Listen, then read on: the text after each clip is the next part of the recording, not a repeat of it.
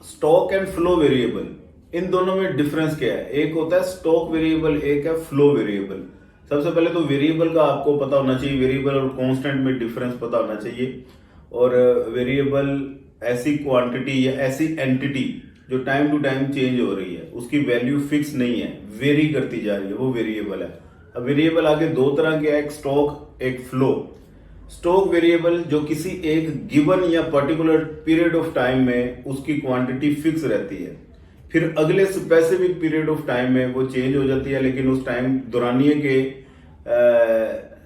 लिहाज से वो फिक्स रहती है, फिर अगले एक दौरानिये में वो फिक्स रहती है।